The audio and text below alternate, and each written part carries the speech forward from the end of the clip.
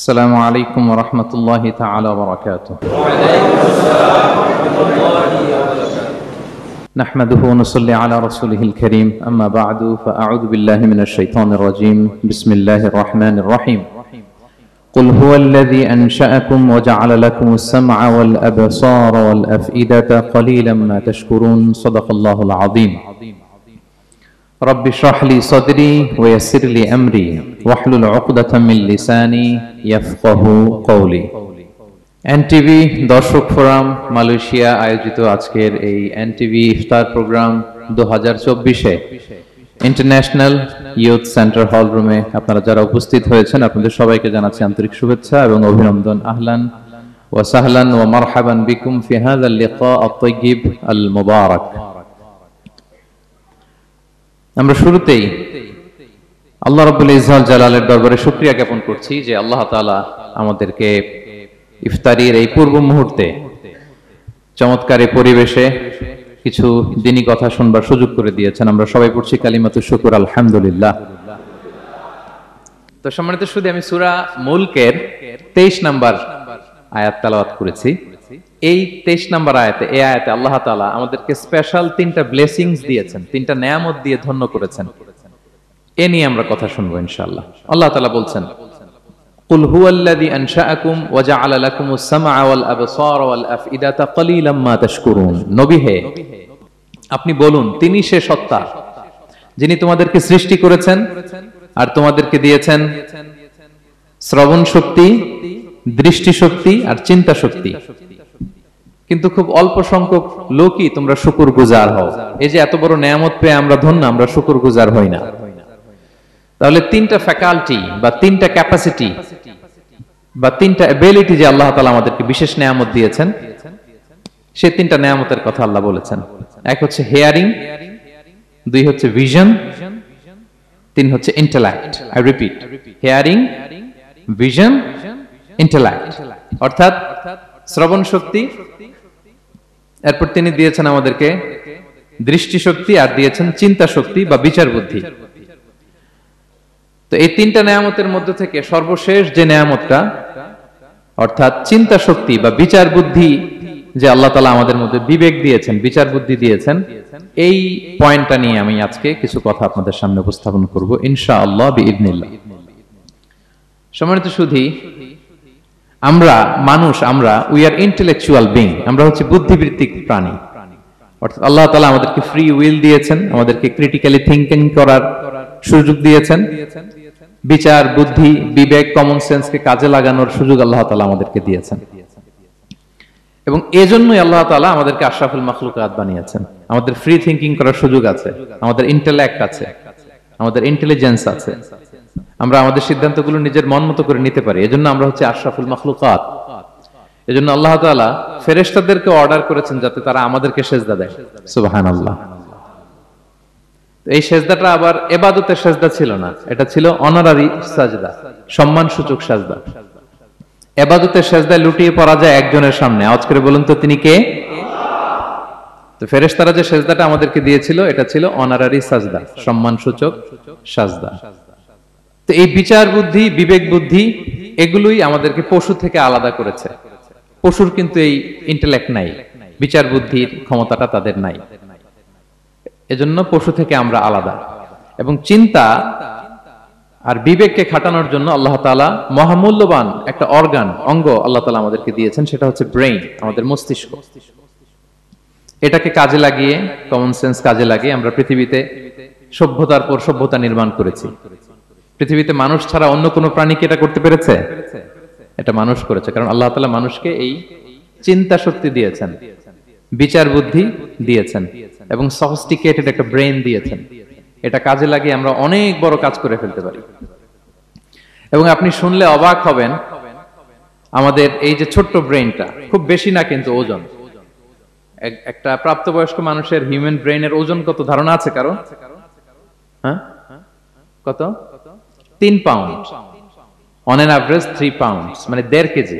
এই 1.5 কেজি ওজনের ব্রেন দিয়ে আমরা পৃথিবীতে এই সভ্যতাগুলো বিনির্মাণ করেছি। এবং আপনি শুনলে অবাক হবেন, আমাদের এই ব্রেইনের মেমোরি ক্যাপাসিটি, মেমোরি স্টোরেজ অনেক বেশি। বিজ্ঞানীরা গবেষণা করে ওনারা জানিয়েছেন যে আমাদের হিউম্যান ব্রেনের মেমোরি হচ্ছে 2.5 পেটাবাইটস। আপনারা মেগাবাইটের নাম শুনেছেন, গিগাবাইটের নাম শুনেছেন, পেটাবাইট হয়তো অনেকে শুনেন না। পেটাবাইট আরো অনেক বেশি, অনেক বড়। তো 1 পেটাবাইটে হয় 1 মিলিয়ন গিগাবাইট। আই রিপিট, 1 পেটাবাইটে হয় 10 লক্ষ গিগাবাইট। তার মানে আমার আর আপনার যে হিউম্যান ব্রেন, এই ব্রেনের ক্যাপাসিটি হচ্ছে 25 লক্ষ গিগাবাইট। সুবহানাল্লাহ, এত আস্তে। 25 লাখ গিগাবাইট আমাদের ব্রেনের মেমোরি বা স্টোরেজ। আচ্ছা বলেন, আপনাদের এই যে আইফোন মোবাইল, এটাতে মেমোরি কত? 256 জিবি ম্যাক্সিমাম, ম্যাক্স 256 জিবি। আচ্ছা গেল। এরপর আমাদের ল্যাপটপ গুলোতে মেমোরি স্টোরেজ কত ম্যাক্সিমাম? সাধারণত 500 জিবি, যারা খুব বেশি নেয় হয়তো 1000 জিবি, 1 টেরাবাইট, তাই না? এই তো। তাহলে আমাদের ল্যাপটপ গুলোর মেমোরি স্টোরেজ হচ্ছে 1000 গিগাবাইট। তাতে সারা দুনিয়াটাই যেন এটার ভিতরে ঢুকিয়ে রাখা যায়, ঠিক কিনা?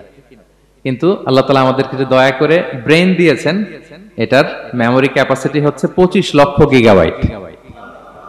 আল্লাহু আকবার। এবং আপনি শুনলে অবাক হবেন, এই ব্রেনের ভিতরে আল্লাহ তাআলা অনেক নিউরন দিয়েছেন, মানে স্নায়ু কোষ, যে নিউরন গুলো ব্রেনের মেসেজ গুলো, ইনফরমেশন গুলোকে ট্রান্সমিট করে। আমাদের ব্রেইনে এই স্নায়ু কোষের সংখ্যা বা নিউরনের সংখ্যা মোর দেন 100 বিলিয়নস, মানে 10,000 কোটিরও বেশি। তো আমরা যত বেশি চিন্তা করি, যত বেশি ব্রেইন খাটাই, আমাদের এই স্নায়ু কোষগুলোর মধ্যে সংযোগায়ন বাড়ে, মানে নিউরন কানেক্টিভিটি বাড়ে। এই ব্যাপারে পৃথিবীতে সবচেয়ে বড় স্পেশালিস্ট হচ্ছে ডক্টর হার্বার্ট বানসন, হার্ভার্ড ইউনিভার্সিটির একজন অ্যাসোসিয়েট প্রফেসর। তো তাকে জিজ্ঞেস করা হয়েছিল মানুষের এই নিউরন কানেক্টিভিটি সর্বোচ্চ কত হতে পারে, একজন মানুষ যত চিন্তা করুক, যত ব্রেন খাটাক, কত হতে পারে। তো সে গবেষণা করে বলেছিল 25-এর ডান দিকে 30টা শূন্য বসালে যত হতে পারে, একটা মানুষের মাথার স্নায়ুগুলোর সংযোগায়ন বা নিউরন কানেক্টিভিটি ঠিক তত হতে পারে। 25-এর ডান দিকে কয়টা শূন্য? 30টা। এটা আমি কি দিয়ে বলবো? হ্যাঁ, মিলিয়ন, বিলিয়ন, ট্রিলিয়ন, জিলিয়ন, ফিলিয়ন, অক্ট্রিলিয়ন সব ছাড়িয়ে যাবে। আচ্ছা, সংখ্যাটা কত বড় আমি একটু উদাহরণ দিয়ে বলি। আমরা যে কম্পিউটারের দোকানে গেলে প্রিন্টিং করি না, A4 সাইজের কাগজ আছে না? একটা হিউম্যান ব্রেইনে যত পরিমাণ নিউরন কানেক্টিভিটি হতে পারে, তত পরিমাণ সাদা কাগজ যদি আপনাকে দেয়া হয়, A4 সাইজের সাদা কাগজ দিয়ে যদি বলা হয় যে এটা টেবিলের উপর রাখেন, ইন্টারন্যাশনাল ইয়ুথ সেন্টারের এই টেবিলের উপর এই কাগজগুলো রাখেন, আপনি কাগজগুলো রাখতে শুরু করবেন। কাগজের স্তূপ উঁচু হতে হতে হতে হতে এই টাওয়ার ছাড়িয়ে, আকাশ ছাড়িয়ে, বাতাস ছাড়িয়ে, মহাকাশ স্টেশন ছাড়িয়ে, নাসার বিজ্ঞানীদের নাগালে আসা প্রথম আকাশের যত দূর বিজ্ঞান যেতে পেরেছে, এই যে জেমস ওয়েব টেলিস্কোপ 34 কোটি বছর আগের ছবি, স্থির চিত্র আমাদেরকে পাঠিয়েছে, যত দূর মানুষের নাগালে এসেছে, কাগজের স্তূপ এরকম উঁচু হতেই থাকবে, তারপরেও অনেক কাগজ আপনার হাতে থেকে যাবে। তার মানে কি পরিমাণে নিউরন কানেক্টিভিটি আমাদের ব্রেনে সম্ভব। তো এখন দ্য কোশ্চেন রাইজেস, প্রশ্ন হচ্ছে আমরা আমাদের ব্রেনকে ওইভাবে খাটাই কিনা, ব্রেনটাকে কাজে লাগাই কিনা। আমাদের যে অভাবনীয় চিন্তা শক্তি, আনলিমিটেড চিন্তা শক্তি দিয়ে যে আল্লাহ তাআলা আমাদেরকে সৃষ্টি করেছেন, এটার কতটুকু আমরা ব্যবহার করি, আমাদের এই সফিস্টিকেটেড যে ব্রেন আল্লাহ দিয়েছেন, এটা ব্যবহার করি কিনা, দিস ইজ দ্য কোশ্চেন। তো সম্মানিত শুধু আল কোরআন আল কারিমের পরতে পরতে আল্লাহ তাআলা আমাদেরকে মাথা খাটাতে বলেছেন, আমাদের চিন্তার দিগন্তকে প্রসারিত করতে বলেছেন, কিন্তু আমরা মাথা খাটাতে চাই না। আমরা যেন চিন্তাশীল হয়ে উঠি, আমরা যেন ব্রেইন খাটাই। অনেক আয়াত আপনি পাবেন, দুই একটি আয়াত আপনাদের সামনে আমি উপস্থাপন করবে আজকের আলোচনার ইতি টানবো ইনশাআল্লাহ বিইজনিল্লাহ। আমরা যেন মাথা খাটাই, আমরা যেন চিন্তা করি, এটা বোঝাতে যে আল্লাহ তাআলা বেসিক্যালি কোরআনে 4টা শব্দ ব্যবহার করেছেন। 4টা, একটু ক্লাসের মতো মনে করেন, তাহলে মনে থাকবে, কিছু শিখে গেলাম। প্রথম শব্দ হচ্ছে আন-নাযার, আন-নাযার। 2 নম্বর হচ্ছে আল-আক, 3 নম্বর হচ্ছে আত-তাফাক্কুর, 4 নম্বর হচ্ছে আত-তাদাব্বুর। আই রিপিট, আবার বলি, আন-নাযার, আল-আক, আত-তাফাক্কুর, আত-তাদাব্বুর। আন-নাযার, আল-আক, আত-তাফাক্কুর, আত-তাদাব্বুর। বলতে পারবেন 4টা? 1 নম্বরে কি? আন-নাযার, 2 নম্বরে আল-আক, 3 নম্বরে আত-তাফাক্কুর, 4 নম্বরে আত-তাদাব্বুর। এই 4টা শব্দ নিয়ে সংক্ষিপ্ত কিছু আলোকপাত করবো ইনশাআল্লাহ বিইজনিল্লাহ। আন-নাযার শব্দটা আপনাদের পরিচিত, একটু ভেঙে বললে বুঝতে পারবেন। আমরা বলি না এই যে নজর দিস না, এই যে নজর লাগবে, বলি না নজর, নজর দেয়া। নজর মানে হচ্ছে তাকানো। তবে সাধারণ তাকানো না, careful look, with deep observation and reflection, এটাকে কোরআন বলেছে আন-নাযার।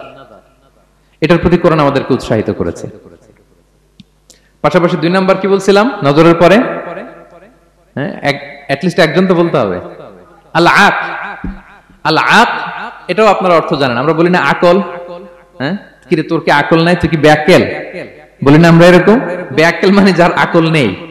তো এই যে আকল, আকল থাকা বা আকল খাটানো বা কমন সেন্স কে খাটানো, রিজনিং করা, কোরআন এটার ব্যাপারে উৎসাহিত করেছে। 3 নম্বরে কি বলেছিলাম? আত-তাফাক্কুর। এই যে ইউআই এর স্টুডেন্ট পাওয়া গেছে তো, ওনারা বলতে পারতেছে আত-তাফাক্কুর। আত-তাফাক্কুর শব্দটা আসছে ফিকির থেকে। ফিকরা, ফিকির। ফিকির তো বোঝেন নাকি? আমরা বলি না যে ফিকির করতে হবে? তো আত-তাফাক্কুর মানে ক্রিটিক্যাল থিংকিং, বিশ্লেষণধর্মী চিন্তা করা। আর সর্বশেষ হচ্ছে আত-তাদাব্বুর। আর তাদাব্বুরটা কোরআনের সাথে জড়িত, কোরআনের পেছনের গল্পগুলো খুঁজে বের করা। আর তাদাব্বুর শব্দটা এসেছে আরবি শব্দ দুবুর থেকে। দুবুর, দুবুর মানে কি? পেছন। তো কোরআনের কোন একটা আয়াতের পেছনের গল্পটা কি, পেছনের রহস্যটা কি, এর নেপথ্যে কি, এর গূঢ় রহস্য কি, এটাকে বের করা। এই 4টা ব্যাপারে কোরআন অনেক এমফাসাইজ করেছে। তো এই 4টা নিয়ে আমরা কথা বলি। প্রথমে কি বলেছিলাম? প্রথম শব্দটা আন-নাযার। সবাই বলেন তো প্রথম শব্দটা কি? আন-নাযার। নজর মানে কি? দৃষ্টি দেয়া, স্বাভাবিক দৃষ্টি না, গভীর দৃষ্টি, সুগভীর দৃষ্টি। ইংরেজিতে বলে অবজারভেশন বা রিফ্লেকশন। তা আমরা যেন শুধু ফেল ফেল করে তাকিয়ে না থাকি। আল্লাহ বলেছে তাকালে তাকানোর মতো তাকাবা, গভীর দৃষ্টি দিবা। আল্লাহ বলেন আফালা ইয়ানজুরুনা ইলাল ইবিলি কাইফা খুলিকাত ওয়া ইলাস সামাই কাইফা রুফিআত ওয়া ইলাল জিবালি কাইফা নুসিবাত ওয়া ইলাল আরদি কাইফা সুতিহাত। আল্লাহ বলেন ওরা কি নজর দেয় না? আফালা ইয়ানজুরুনা, নজর থেকে ইয়ানজুরুনা ইলাল ইবিলি, ওরা কি উটের দিকে তাকায় না? Don't they see to the camels how masterfully they were created. তারা কি উটের দিকে তাকায় না, কিভাবে উটকে সৃষ্টি করেছি? তারা কি আকাশের দিকে তাকায় না, খুঁটিবিহীন বিশাল আকাশকে কেমন করে বানালাম? তারা কি পাহাড়ের দিকে তাকায় না, কিভাবে পাহাড়কে ফার্মলি সেট করা হলো পৃথিবীর সাথে? তারা কি জমিনের দিকে তাকায় না, কিভাবে জমিনটাকে বিস্তীর্ণ করে দেয়া হয়েছে? তো এই 4টা কথা আল্লাহ বললেন। রাসূল সাল্লাল্লাহু আলাইহি ওয়াসাল্লাম যখন মক্কার কুরাইশদেরকে তাওহীদ, রিসালাত, আখিরাতের দাওয়াত দিচ্ছিল, তারা এই দাওয়াতকে প্রত্যাখ্যান করলো, তারা মানছে না। তো তখন আল্লাহ তাআলা এই আয়াত নাজিল করে বললেন আফালা ইয়ানজুরুনা ইলাল ইবিলি কাইফা খুলিকাত। মক্কার কুরাইশরা কি উটের দিকে তাকায় না? উটকে কিভাবে আমি তৈরি করলাম এটা একটু দেখতে পারে না ওরা? আরে উটের দিকে তাকালেই তো ওরা উটের মালিক আমি আল্লাহরে খুঁজে পাবে। কারণ কুরাইশরা ছিল কোরআনের প্রাইমারি অডিয়েন্স, যদিও কোরআন সবার জন্য এসেছে। আল্লাহ বললেন আফালা ইয়ানজুরুনা ইলাল ইবিলি কাইফা খুলিকাত। ওরা কি উটের দিকে তাকায় না? উট দেখার জন্য তো ওদের চিড়িয়াখানায় যাওয়া লাগবে না, অথবা মক্কার কুরাইশদের চায়নাতেও যাওয়া লাগবে না, কারণ উট তো ওদের গৃহপালিত প্রাণী, ঠিক কি না? ঘরে ঘরে আরব দেশে উট আছে না নাই? আছে। তো উটের দিকে তাকায় না। সম্মানিত সুধী, উটের কথা আল্লাহ কেন বললেন? কুরাইশদেরকে উটের কথা বললেন এজন্য, উট হচ্ছে এমন আজীব একটা প্রাণী যেটা প্রাণী বিজ্ঞানীদেরকে হয়রান করে দিয়েছে। আল্লাহু আকবার। আপনি অবাক হবেন উটের যে ফিচার আল্লাহ তাআলা দিয়েছেন। মক্কার লোকেরা উটের গোশত খাইতো, উটের দুধ খাইতো, উটের চামড়া দিয়ে দ্য ফাইনেস্ট লেদার, দামি লেদার তারা বানাতো। উটের উপর মাল নিয়ে বোঝাই করে মরুভূমি এক প্রান্ত থেকে আরেক প্রান্তে পাড়ি দিত, নিজেরা উটের উপর রাইডিং করত। এবং উট হচ্ছে এমন প্রাণী যেটা একসাথে 1 মাস না খেয়ে বেঁচে থাকতে পারে। 1 মাস পানিও খাওয়া লাগবে না, খাবারও খাওয়া লাগবে না। সুবহানাল্লাহ পড়বেন না? এট এ টাইমে একটা উট, প্রাপ্তবয়স্ক একটা উট একসাথে 200 লিটার পানি খেয়ে ফেলতে পারে। এবং উটের পেটের ভিতরে একটা স্পেশাল ওয়াটার চেম্বার আছে, ওই চেম্বারে রেখে দেয়, খেয়ে ওইটারে পাঠায় দেয় না ওদের কিডনিতে। 200 লিটার পানি একবারে খেয়ে স্পেশাল চেম্বারে রেখে দেয়, যখন লাগবে ওইখান থেকে নিয়ে নিয়ে বেঁচে থাকে। 1 মাস না খেয়ে বেঁচে থাকে কি করে? উটের পিঠে দেখবেন একটা কুজ আছে, একটা উঁচু উটকে যদি কল্পনা করেন, উপরে একটা কুজ আছে না? এই পুরো কুজটা হচ্ছে চর্বির আধার। তো ওটের যখন খাবার থাকে না মরুভূমিতে, মাসের পর মাস যখন চলে, ওই চর্বি থেকে এনার্জি নিয়ে সে মরুভূমিতে চলে, সে না খেয়েও বাঁচতে পারে। আমাদের চোখের মধ্যে যেমনি একটা পাপড়ি, এরকম এক পাপড়ি দিয়ে উটকে আল্লাহ বানায় নাই, ডবল লেয়ারের পাপড়ি দিয়েছে। কারণ মরুভূমির মধ্যে চলতে পথে লু হাওয়া থাকবে, মরুভূমির সাইমুম, বালুর ঝড়, এই ঝড় মোকাবেলার জন্য, লু হাওয়া মোকাবেলার জন্য ডবল লেয়ারের চোখের পর্দা। একটা পর্দা ফেলে রাখে আর একটা খুলে সে হাঁটতে থাকে, তার কিছুই হয় না। সুবহানাল্লাহ। আমাদের 98 ডিগ্রি ফারেনহাইটে স্বাভাবিক তাপমাত্রা, তাই না? 99 ডিগ্রি হলে আমাদের জ্বর, 100 ডিগ্রি হলে জ্বর, 101, 2 সর্বোচ্চ আমরা সহ্য করতে পারি। এর বেশি যদি হয় 103 ডিগ্রি হলে বেহুশ হয়ে যায় মানুষ। 4 ডিগ্রি হলে আমাদের দেহের ভেতরে যে কোষগুলো আছে এগুলো মরে যায়। কিন্তু একটা উট মরুভূমির তাপমাত্রায় প্রতিদিন 104 ডিগ্রি 5 ডিগ্রি তাপমাত্রা সহ্য করে খুব স্বাভাবিক উট চলতে পারে, তার কিছুই হয় না। এবং মরুভূমির মধ্যে যে ক্যাকটাস আছে, গুলমলতা, বড় বড় কাঁটা জাতীয় গাছ, যেই কাঁটা পৃথিবীর কোনো প্রাণী খেতে পারবে না, কিন্তু একটা উট অনায়াসে খেয়ে ফেলতে পারে। উটের জিহ্বাকে এবং পাকস্থলীকে আল্লাহ এমন স্পেশালি মেড করেছেন, যত কাঁটা দিবেন খেয়ে সাবার ওর কিছুই হয় না। সুবহানাল্লাহি বিহামদি। আল্লাহ বলে আফালা ইয়ানজুরুনা ইলাল ইবিলি কাইফা খুলিকাত, ওরা কি উটের দিকে তাকায় না? আরে উটকে নিয়ে গবেষণা করলে তো উটের মালিককে খুঁজে পায় তারা। এরপর বললেন ওয়া ইলাস সামাই কাইফা রুফিআত, ওরা কি আকাশের দিকে তাকায় না? কিভাবে খুঁটি ছাড়া আকাশকে আমি বানিয়েছি। আপনারা যখন বিমানে চড়েন তখন কি শুধু ভিডিও করতে থাকেন নাকি? মেঘের ভিডিও, আকাশের ভিডিও, তখন তাকাবেন আকাশের দিকে। সুবহানাল্লাহ, কিভাবে আল্লাহ আকাশকে তৈরি করেছেন। ওয়ালাকাদ যায়্যানা সামাআদ দুনিয়া বিজিনাতিল কাওয়াকিব, আল্লাহ বলেন এই প্রথম আকাশটাকে আমি তারা দিয়ে সুশোভিত করেছি, বিশাল বিশাল তারা। এই যে আমরা সূর্য দেখি, এটা একটা তারা, পৃথিবীর চেয়ে 13 লক্ষ গুণ বড় এই সূর্য। কত গুণ বড় বলে ফেললাম হুট করে মুখ দিয়ে, কিন্তু কল্পনা করতে পারতেছি। তার মানে 13 লক্ষটা পৃথিবী সূর্যের মধ্যে রাখার জায়গা আছে। তাই বলে মনে করেন না যে সূর্য অনেক বড় সাইজের তারা, না। সূর্য এই মহাশূন্যের খুব ছোট্ট সাইজের একটা তারা। সূর্যের চেয়ে লক্ষ কোটি গুণ তারা আছে। যে সূর্য পৃথিবীর চেয়ে 13 লক্ষ গুণ বড়, ওই সূর্যের চেয়ে কোটি গুণ বড় তারা আছে।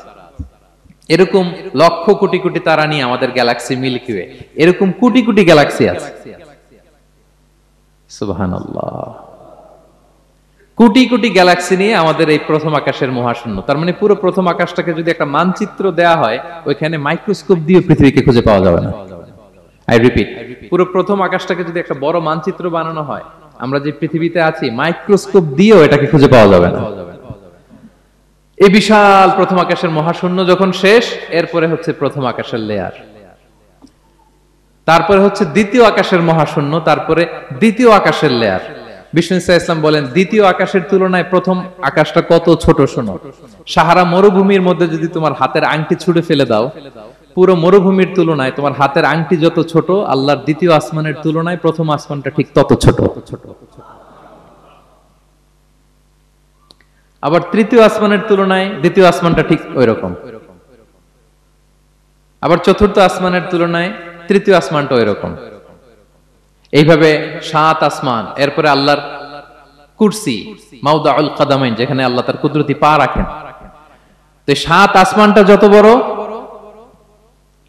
পুরো সাহারা মরুভূমির মধ্যে আংটি ফেলে দিলে মরুভূমির তুলনায় আংটি যত ছোট, আল্লাহর কুরসির তুলনায় পুরো 7 আসমানটা ঠিক তত ছোট। কল্পনা করা যায়? এজন্য আল্লাহ বলেছেন আফালা ইয়ানজুরুনা ইলাল ইবিলি কাইফা খুলিকাত, একটু উট নিয়ে চিন্তা করতে পারো না? আকাশটা নিয়ে একটু ভাবতে পারো না? ওয়া ইলাল জিবালি কাইফা নুসিবাত, একটু পাহাড়ের দিকে তাকিয়ে একটু অবজারভেশন করা যায় না, রিফ্লেকশন। ও মক্কার লোকেরা, পাহাড় দেখার জন্য তো তোমাদের অন্য দেশে যাওয়া লাগবে না, তোমরা তো সারাউন্ডেড বাই মাউন্টেন্স, চারদিকে শুধু পাহাড়, পাহাড় আর পাহাড়।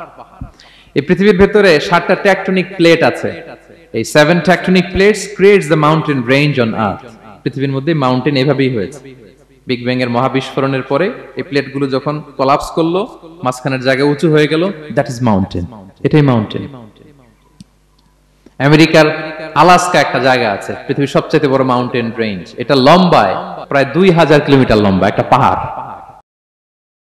ইউরোপের সবচেয়ে বড় পাহাড় হচ্ছে আল্পস পর্বতমালা, ওটা লম্বায় 1200 কিলোমিটার। কল্পনা করতে পারেন, একটা পাহাড় 1200 কিলোমিটার লম্বা। আর সবচেয়ে উঁচু যে পর্বত শৃঙ্গ মাউন্ট এভারেস্ট 29,035 ফিট। আর মিটার দিয়ে চিন্তা করলে 8,850 মিটার।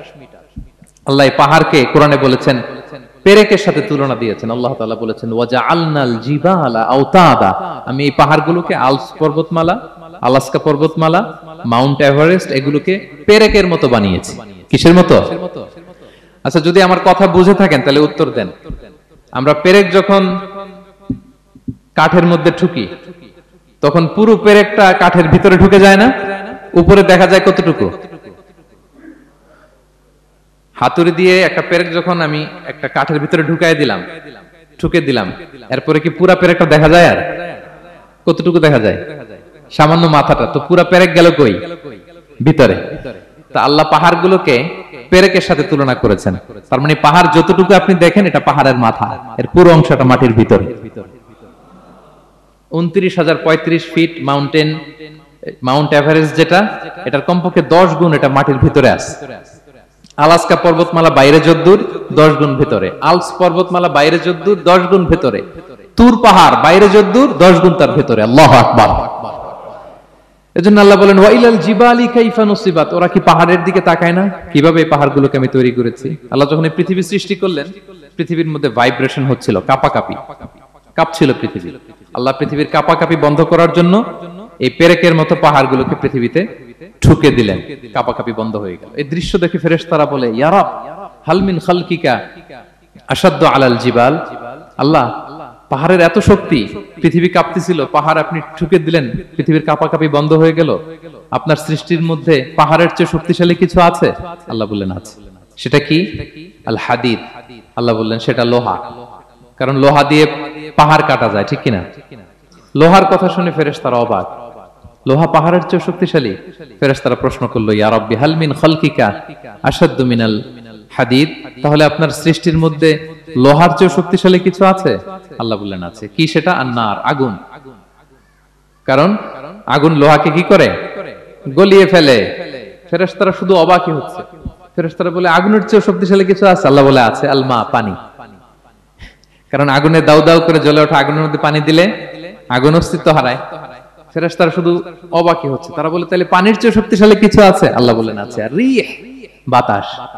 কারণ বাতাস পানিকে একদিক থেকে আরেক দিকে নিয়ে যায়। জলের মধ্যে বায়ুর উচ্ছ্বাস লাগলে জলোচ্ছ্বাস তৈরি হয়, ঠিক কি না? ফেরেশতারা আবার অবাক হয়ে বলে তাইলে বাতাসের চেয়ে শক্তিশালী কিছু আছে? আল্লাহ বললেন আছে। সেটা কি? বলতেছে বনি আদম। ওই মানুষ শক্তিশালী যে গোপনে দান করে, এত গোপনে যে ডান হাত কি দান করলো, বাঁ হাত সেটা টের পায় না। পড়েন সুবহানাল্লাহ। এই লম্বা হাদিস বলার বা বোঝানোর মূল উদ্দেশ্য হচ্ছে আল্লাহ পাহাড়কে সৃষ্টি করেছেন।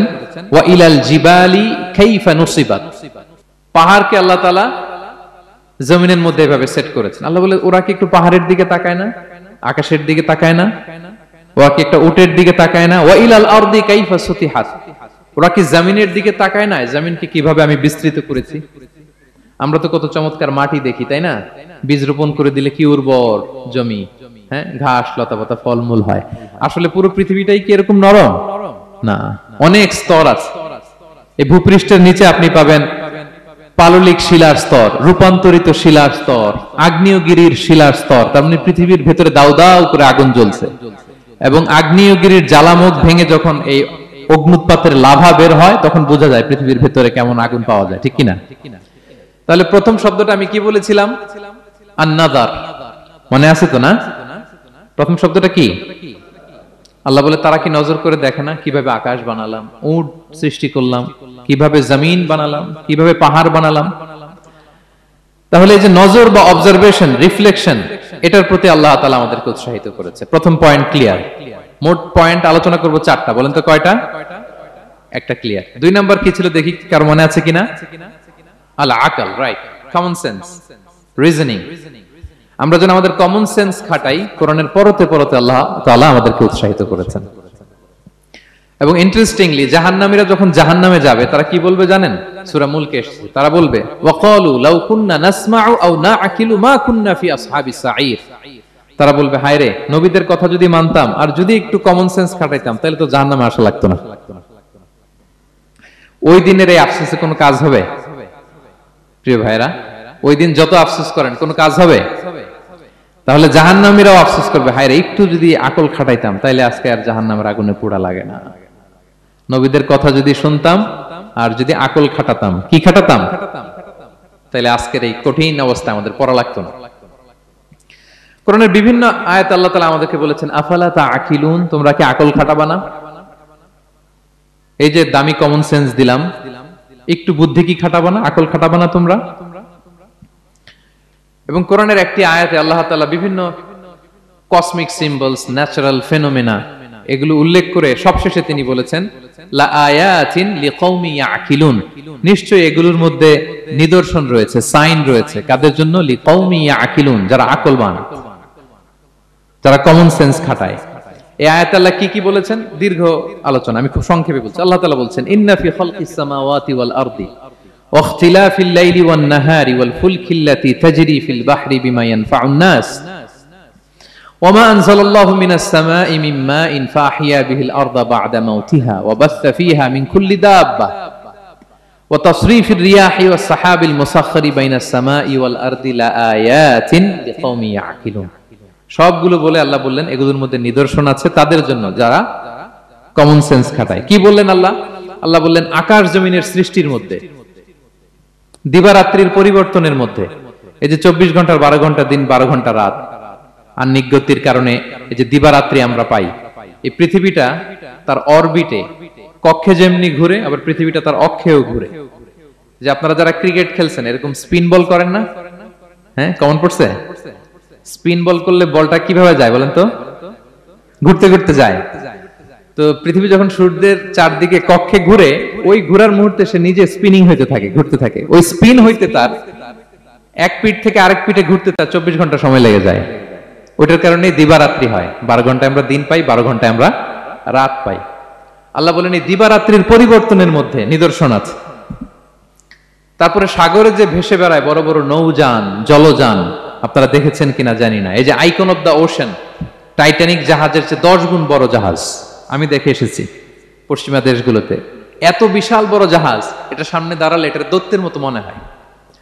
মালয়েশিয়াতে তো অনেক কন্ডোমোনিয়ামস, 10-15টা কন্ডোমোনিয়ামস একসাথে জোড়া লাগালে এটা যত বড়, ওই ক্রুজগুলো, জাহাজগুলো এত বড়। এক একটা জাহাজের ভেতরে 3000-4000 হোটেল রুম আছে, 8-10টা রেস্টুরেন্ট আছে, ফুটবল স্টেডিয়াম আছে, থিম পার্ক আছে, বিশাল একটা এন্টায়ার সিটি। এই বিশাল ক্রুজগুলো, Icon of the Sea, Virgin Voyage, Royal Caribbean, এগুলো সাগরের উপর দিয়ে ভেসে বেড়ায়।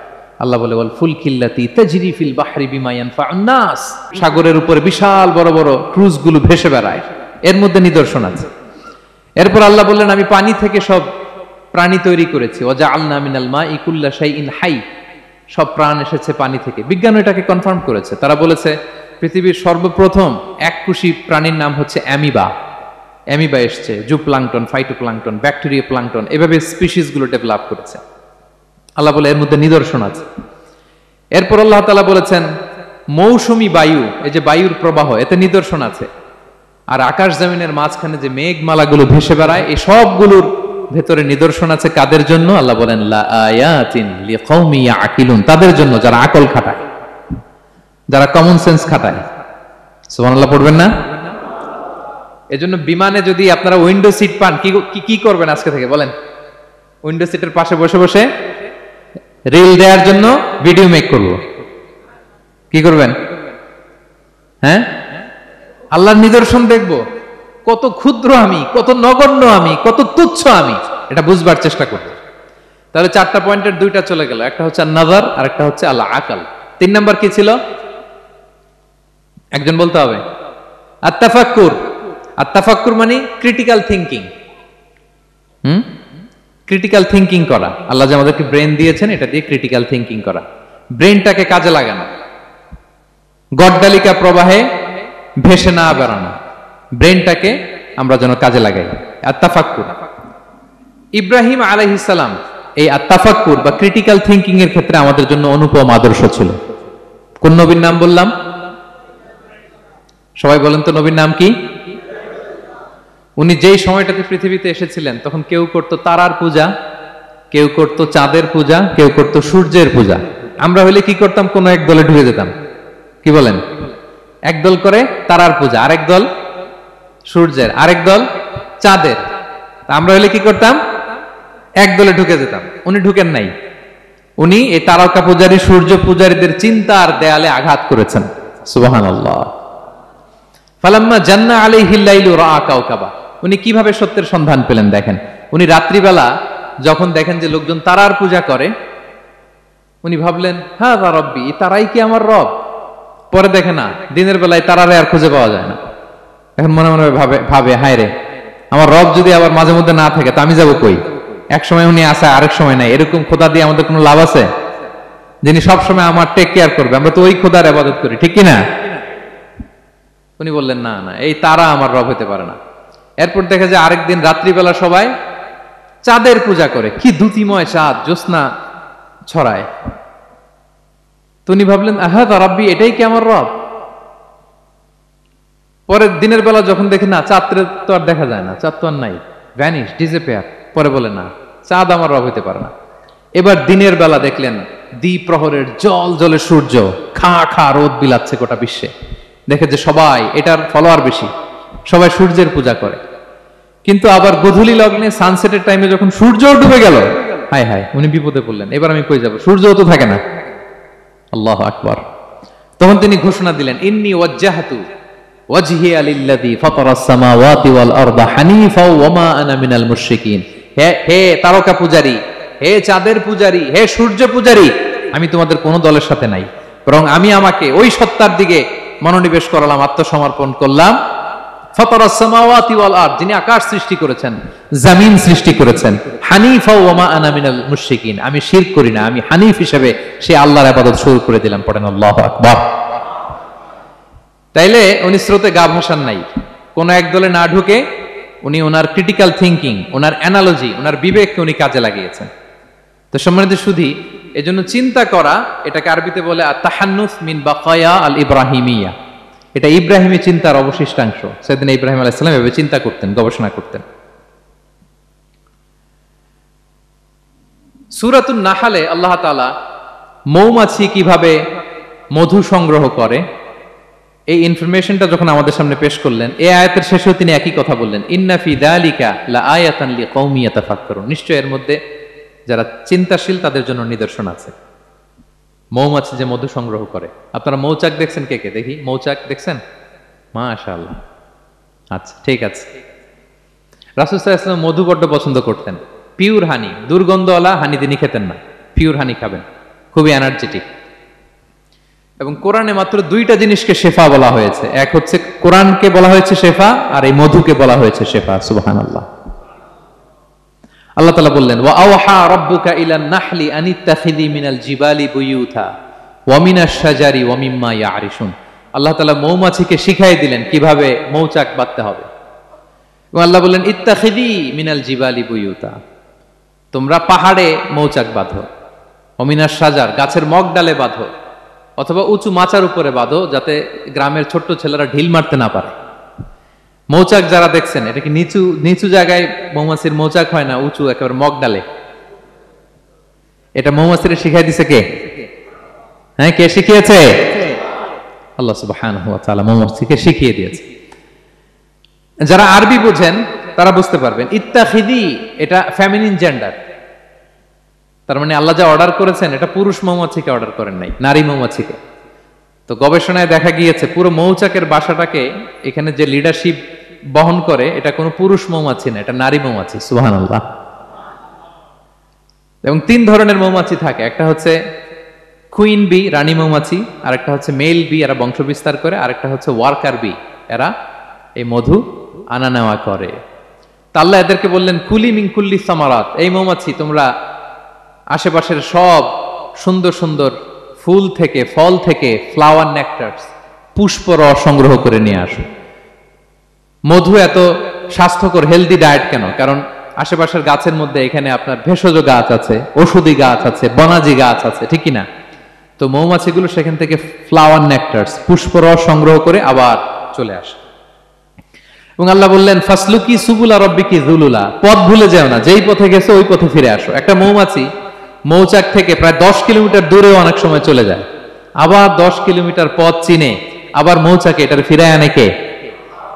এই পুরো মেকানিজমটা নিয়ে গবেষণা করে অস্ট্রিয়ান একজন সায়েন্টিস্ট, তার নাম হচ্ছে কার্ল ব্রনফেশ, সে একটা বই লিখেছে, দ্য ডান্সিং বিজ, এবং এই বই লিখে সে নোবেল লরেট হয়েছে, নোবেল প্রাইজ পেয়েছে। আমরা তো মধু পাইয়া হাতের তালুর মধ্যে নিয়ে জিহ্বা দিয়ে চাটি, আমাদের তো আর ব্রেন খাটানোর ওই সময় নাই। ওই কার্ল ব্রনফেশ সে এই মৌমাছি নিয়ে গবেষণা করে নোবেল প্রাইজ পেয়েছে। আর আমরা মাথা খাটাইতে পারলাম না। তো সে গবেষণা করে পেয়েছে, মানে কোরআনের আয়াত যা যা বলেছে সে তাই পেয়েছে। মৌমাছি ওখান থেকে ফুলের পুষ্পরস, ফ্লাওয়ার নেকটারস এনেই কিন্তু মৌচাকে রাখে না, ওইটারে সে খেয়ে ফেলে। এবং সে গবেষণা করে পেয়েছে এক একটা মৌমাছির দুইটা স্টোমাক, দুইটা পাকস্থলী। একটা পাকস্থলীতে সে নিজের খাবার দাবার খায়, আর একটা পাকস্থলীতে এই পুষ্পরস, ফ্লাওয়ার নেকটারস গুলা সে রাখে। সেখানে আল্লাহ তাআলা একটা স্পেশাল এনজাইম দিয়ে ওইটাকে প্রিজার্ভ করে, প্রত্যেকটা মৌমাছির নিচে একটা টিউব আছে, সেই টিউব দিয়ে নল দিয়ে মৌচাকে যে ওই মধুগুলো রেখে আসে। পড়েন সুবহানাল্লাহ। এবং এই মধুর ভেতরে আল্লাহ তাআলা ন্যাচারাল অ্যান্টিসেপটিক রেখেছেন, এটার নাম প্রপোলিস। দ্বিতীয় বিশ্বযুদ্ধে রাশিয়ান সোলজাররা তারা আহত হলে তারা অ্যান্টিসেপটিক কিনে লাগাতো না, তারা মধু লাগায় দিত, আর আহত সোলজার তারা মুহূর্তে সুস্থ হয়ে যেত। যাদের বাতের ব্যথা আছে, বাতের ব্যথা আছে না অনেক মুরব্বীদের, ওই বাতের ব্যথার মধ্যে যদি মৌমাছির হুল ফুটাই দিতে পারেন, একদিনের মধ্যে বাতের ব্যথা ভালো হয়ে যাবে। সাময়িক হয়তো ব্যথা পাবে, মৌমাছি যখন কামড় দেয় ব্যথা লাগে না, নাকি আরাম লাগে? কামড় খাইছেন মৌমাছির কখনো? হ্যাঁ। তো বাতের ব্যথার মধ্যে আপনি মৌমাছির হুল ফুটাই দিলে আর ব্যথা নাই। সুবহানাল্লাহি বিহামদিহি।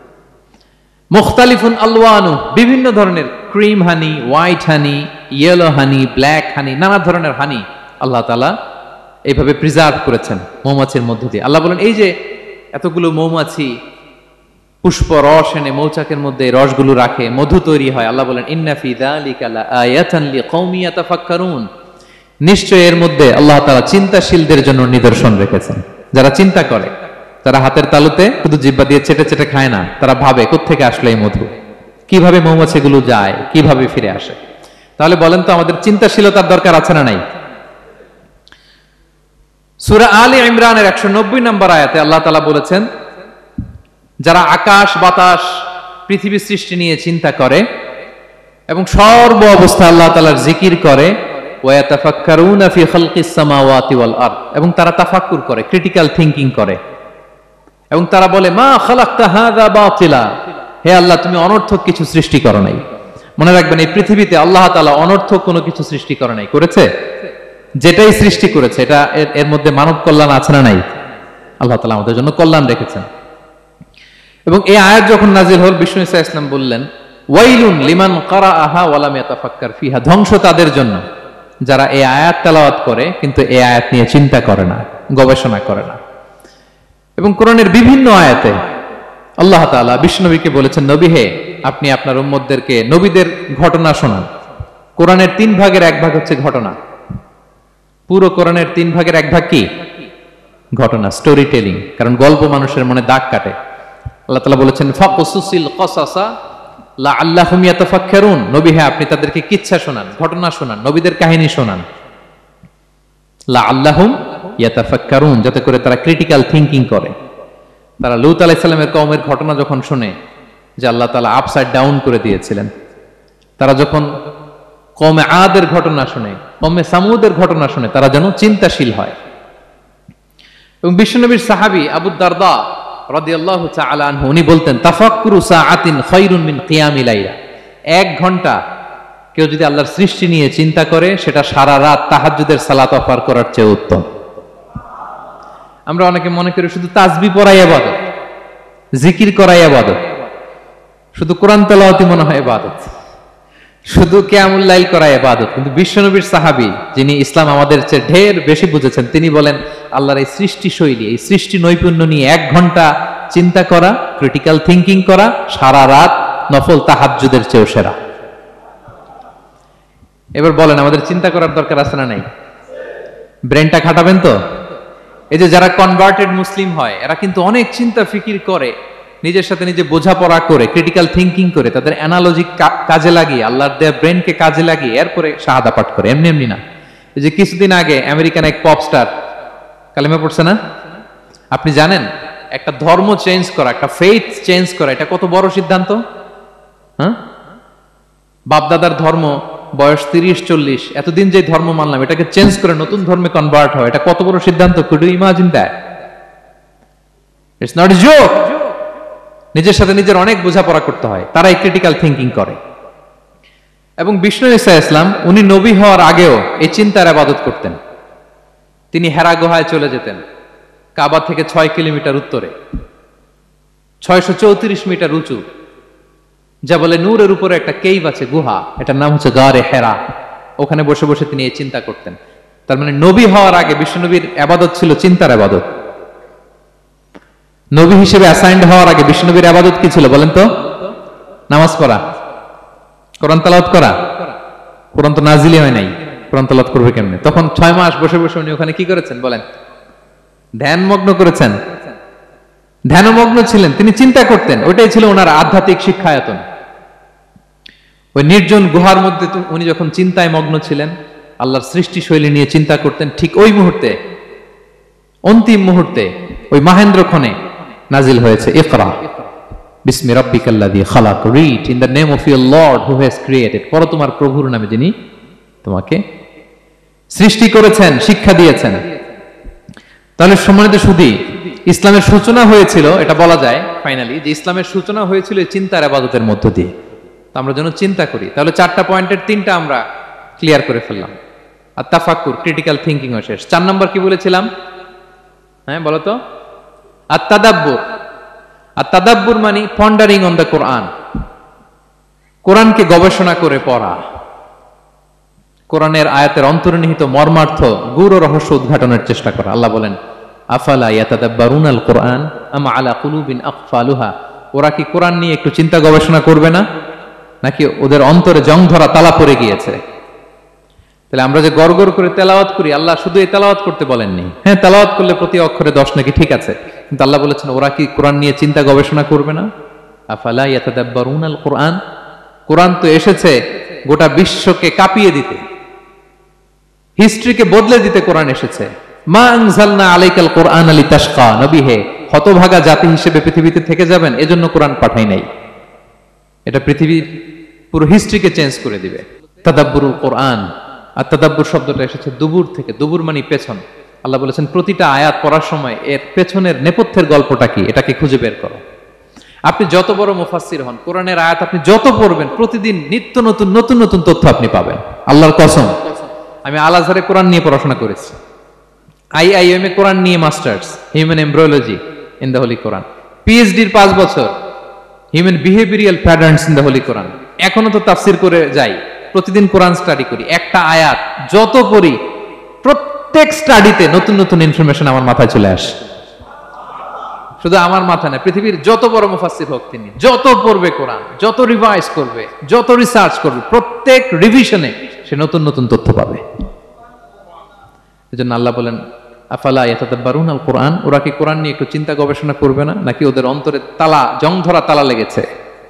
তো সম্মানিত সুধী, আসুন এই কোরআন নাজিলের মাসে আমাদের জং ধরা তালাটাকে আনলক করার জন্য আমরা কোরআনকে with vast concentration, with deep analysis and critical thinking নিয়ে যেন পড়ি। প্রতিটা আয়াত পড়ার সময় এর পেছনের গল্পটা কি, কোন প্রেক্ষাপটে নাজিল হলো, বর্তমান সময়ের সাথে কিভাবে এটাকে অ্যাটাচ করা যায়, এটার অন্তর্নিহিত গূঢ় রহস্যটা কি, এই গূঢ় রহস্য উদ্ঘাটনের কথা, কোরআন নিয়ে গবেষণার কথা এবং চিন্তার কথা বারবার কোরআন আমাদেরকে বলেছে। আমাদের এই চিন্তাকে জাগানোর জন্য এই কোরআন বারবার আমাদের কাছে আহ্বান করেছে। এখন আমাদের কি একটু সময় হবে না কোরআনকে চিন্তার সাথে গবেষণার সাথে পড়ার? হ্যাঁ, চিন্তাশীলতার সাথে গবেষণা করে কোরআন স্টাডি করার দরকার আছে না নাই? বলেন বলেন। হ্যাঁ, পড়বেন তো আপনারা? যারাই চিন্তা করবে, চিন্তাশীল হবে, কমন সেন্সকে খাটাবে, তারাই পৃথিবীর হিস্ট্রি পাল্টে দিবে। এই যে বিমান দিয়ে যে আমরা চড়ি, 2 ভাই আবিষ্কার করছে, Wilbur Wright, Orville Wright, Wright ভ্রাতৃদ্বয়। বলেন তো এই অরভিল রাইটের চোখ ছিল কয়টা? 3টা না? হ্যাঁ, উইলবার রাইটস এর হাত ছিল কয়টা? আমার হাত কয়টা? আপনার হাত কয়টা? তো ওরা পারলে আমরা পারবো না কেন? কারণ এই চিন্তার ইবাদত থেকে আমরা দূরে সরে গিয়েছে। আমাদের মধ্যে রিজনিং নাই, আমাদের মধ্যে লজিক্যাল আন্ডারস্ট্যান্ডিং নাই, আমাদের মধ্যে ক্রিটিক্যাল থিঙ্কিং নাই, আমাদের মধ্যে পন্ডারিং অন দ্য কোরআনিক ভার্সেস নাই। আল্লাহ তাআলা আমাদের যে বিবেক, চিন্তা শক্তি দিয়েছেন, এটাকে আমরা কাজে লাগাই না, এজন্য আমরা পিছিয়ে পড়েছি। সম্মানিত সুধী, কোরআন বারবার আমাদের এই চিন্তা শক্তিকে জাগানোর জন্য আহ্বান করেছে। কোরআনের আয়াতের পরতে পরতে কোরআন আমাদেরকে বলেছে আমরা যেন চিন্তাশীল হই। এই যে সফিস্টিকেটেড ব্রেইন আল্লাহ তাআলা দয়া করে আমাদেরকে দান করেছে, আমরা যেন এই ব্রেইনটাকে কাজে লাগাই, আমরা যেন আমাদের বিবেকটাকে কাজে লাগাই, আমরা যেন আমাদের কমন সেন্সকে কাজে লাগাই। তাহলে আমাদের সোনালী অতীত আবার আমরা ফিরে পাবো। তাহলে আজকের এই আলোচনা থেকে ফাইনাল কথা হচ্ছে যে আমাদেরকে চিন্তা করতে হবে, যে কোনো জিনিসকে কোশ্চেন করতে হবে, প্রশ্ন করতে হবে, কেন, কিভাবে, ও পারলে আমি কেন পারবো না। কোরআনের আয়াত পড়ার সময় বারবার চিন্তা করবেন, সব দায় দায়িত্ব আমাদের উপর ঠেলে দিয়েন না। কোরআন নিয়ে শুধু আমরাই গবেষণা করবো আর ওয়াজ শোনাবো, এটা not only my sole responsibility, আপনাদেরও দায়িত্ব আছে, প্রত্যেকের দায়িত্ব। যত কোরআন পড়বেন আপনার অন্তরের তালা খুলে দিবে কে? আল্লাহ তাআলা আমাদেরকে চিন্তাশীল হওয়ার তৌফিক দান করুক। আমাদের এই সফিস্টিকেটেড ব্রেনকে যেন আমরা কাজে লাগাতে পারি, আমাদের কমন সেন্সকে যেন আমরা কাজে লাগাতে পারি, আমাদের রিজনিংকে যেন আমরা কাজে লাগাতে পারি। ইব্রাহিম আলাইহিস সালামের মতো গদ বাঁধা গড্ডালিকা প্রবাহে গা ভাসিয়ে না দিয়ে আমরা যেন প্রশ্ন করতে পারি, আমরা যেন বিবেককে কাজে লাগাই। আল্লাহ তাআলা আমাদের সবাইকে কথাগুলো বোঝার ও আমল করার তৌফিক দান করুক। হাযা মা ইনদি ওয়াল ইলমু ইনদাল্লাহ আলাইহি তাওয়াক্কালতু ওয়া ইলাইহি উনীব। ওয়াসসালামু আলাইকুম ওয়া রাহমাতুল্লাহি তাআলা ওয়া বারাকাতুহু।